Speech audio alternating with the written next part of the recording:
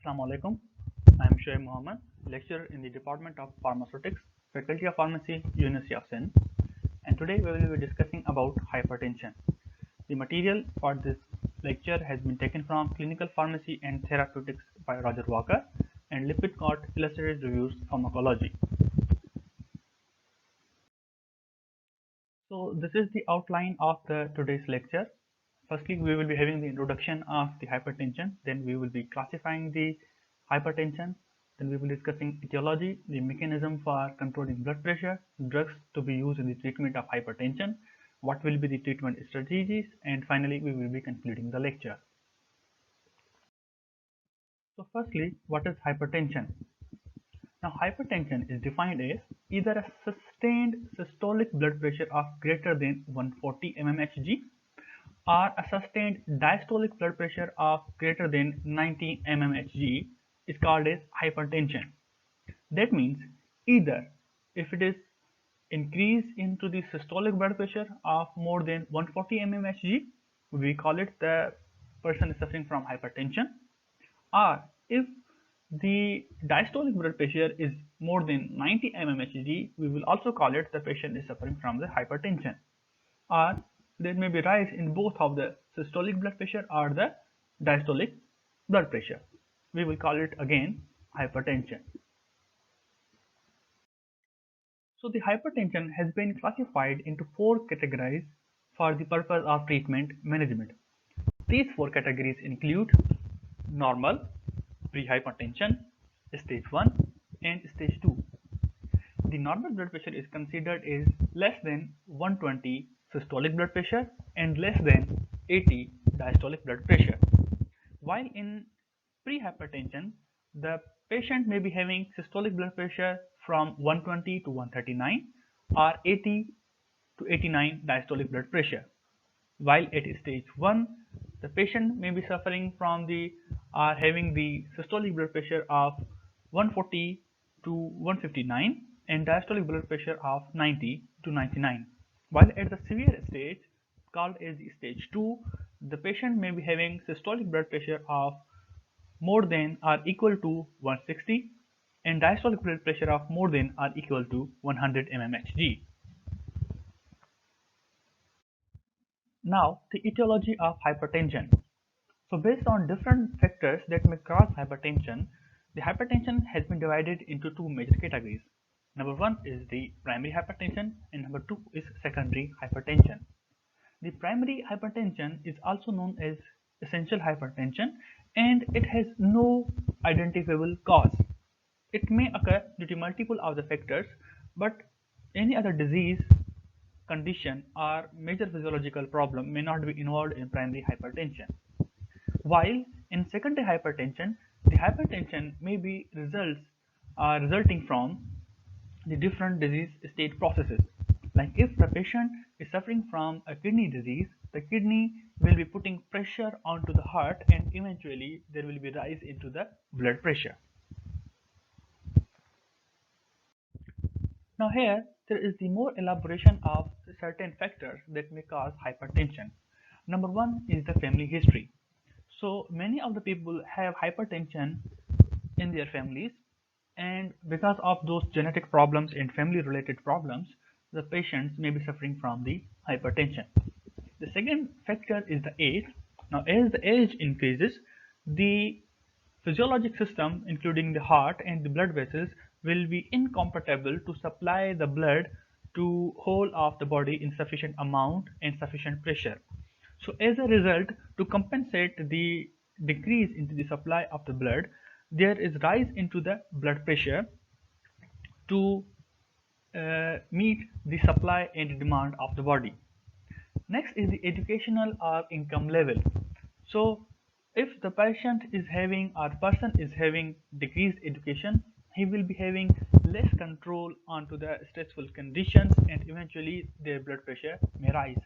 Income level of the person is also one of the major factors because it may cause stress onto the patients and the patient may not handle certain situations and their blood pressure may rise.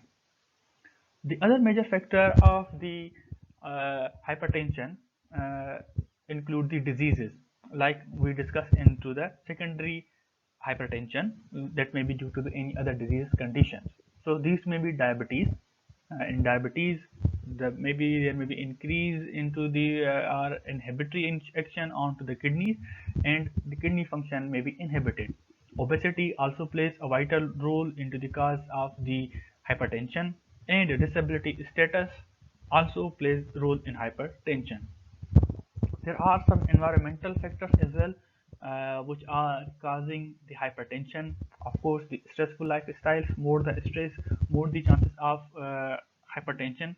High dietary sodium intake. Of course, sodium is one of the major ion involved into the contraction of the heart muscles and relaxation of the blood vessels is also playing a major role into the hypertension. Smoking is also one of the factors that have been identified to cause the hypertension. Increased lipid intake or triglycerides are also involved into the hypertension. So controlling these factors, of course, some of the factors may be controlled, and by controlling these factors, we can uh, control the hypertension of a patient. So here in this diagram, the blood pressure control mechanism of the body is elaborated. Now, if you see in the diagram has been divided into two portions. One is the blue colored area and second is the pink colored area. The blue colored area shows the response mediated by the sympathetic nervous system, while at the lower side, at the pink colored area, the response is mediated by the renin-angiotensin-aldosterone system. Now, if you see from the left side, if there is decrease into the blood pressure, there will be increase into the sympathetic activity. Okay, we are now talking about the response mediated by the sympathetic nervous system. So if there is decrease in blood pressure, the sympathetic activity will eventually increase. Now, the increase in the sympathetic activity will cause activation of the beta 1 receptors that are present onto the heart. Now, the activation of beta 1 receptors onto the heart will increase the rate of contraction of heart. Now, if the rate of contraction of heart is increased, eventually the cardiac output will increase, and this will result into the increased blood pressure. On the same side, the sympathetic activity will also cause the activation of alpha-1 adrenoreceptors onto the smooth muscles. Now, when alpha-1 adrenoreceptors are activated onto the smooth muscles, the blood vessels will constrict. Now, if the blood vessels will constrict, there will be increased venous return and there will be increased peripheral resistance, and eventually there will be rise into the blood pressure. On the same side, the sympathetic activity will also be causing the activation of the beta 1 adrenoreceptors onto the kidney, and it will be releasing renin. And renin will eventually be causing the release of angiotensin 2. Now we are leaving it there, the release of angiotensin, we are leaving it there, and we are coming to the portion of the response mediated by the renin-angiotensin-aldosterone system. Now here, if you see, when there is decrease in blood pressure, of course, the blood flow to the kidney will also be decreased. Now when the blood flow to the kidney is decreased, the kidneys will release the enzyme renin. Now, renin is also released due to the activation of beta 1 adrenoreceptors onto the kidney by the sympathetic nervous system. So, both the renin-angiotensin-aldosterone system and the sympathetic nervous system will also be increasing the release of the renin, and that renin will eventually cause the conversion of angiotensin 1 to angiotensin 2, and angiotensin 2 will be causing the vasoconstriction, and eventually the blood pressure will increase. Next, the decrease into the blood pressure will also decrease the glomerular filtration rate into the kidneys. Now, when the glomerular filtration rate into the kidneys is decreased, the kidneys will cause to retain sodium and water. Okay, more and more water and sodium will be absorbed from the collecting tubules, And of course, if water and sodium is not removed from the body, the blood volume will increase, and eventually cardiac output and blood pressure will also increase. The sodium and water retention is also caused by the aldosterone system, and aldosterone is actually activated by the angiotensin 2. So angiotensin 2 is basically playing two roles. It is causing the peripheral resistance, causing the vasoconstriction, and also activating the aldosterone, which is causing the sodium and water retention. So we call it as the renin angiotensin aldosterone system. So collectively, both the renin-angiotensin system and the sympathetic nervous system are involved in controlling the blood pressure, and they are acting on different sides of the body. The treatment for hypertension will also depend upon acting on these different mechanisms to bring the blood pressure down.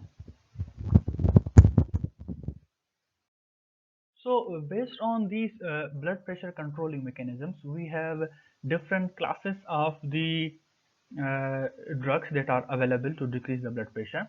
Number one are the diuretics, that includes the furosemide, chlorthalidone, ethacranic acid, hydrochlorothiazide, and spironolactone.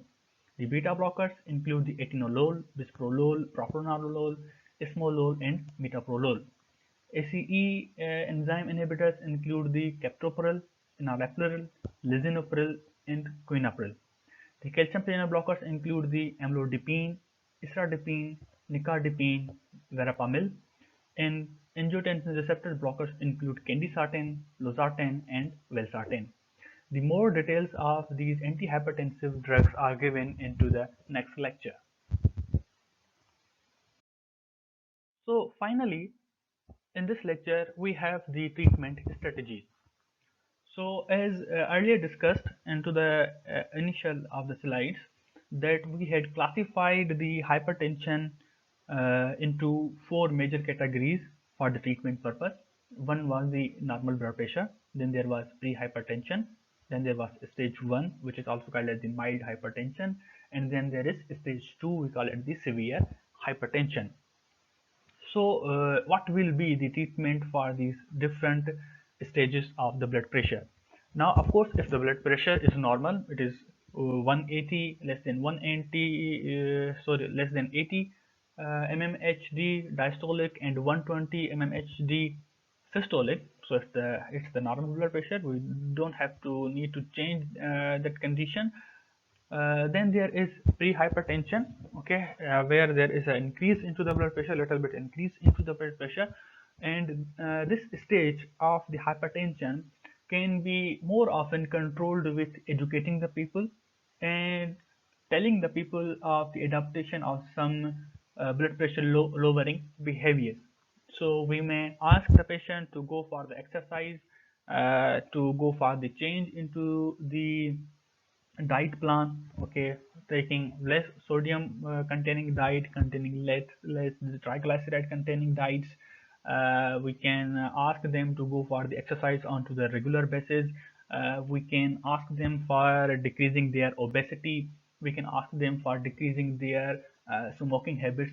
So these different type of the educational and change into the behaviors will play a role into the treatment of the pre-hypertension state. Most often, there is no need of the administration of the drug at this stage.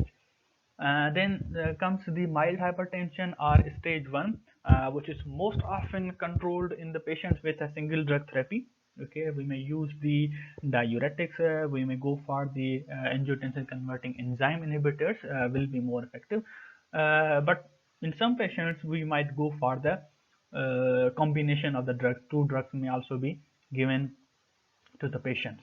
Then we come to the severe stage of the hypertension, the stage 2, where we have to start the treatment with at least two drugs simultaneously, or in certain other situations, we may go for more than two drugs as well.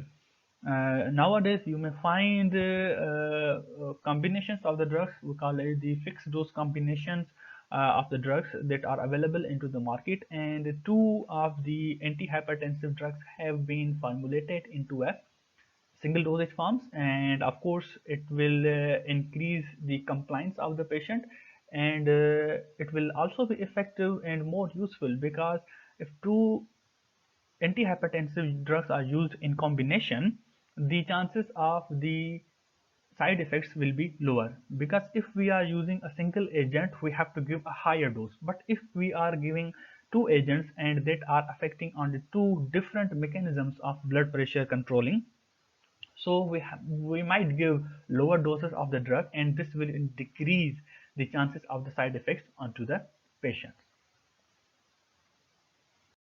So finally, thank you very much for listening the lecture patiently.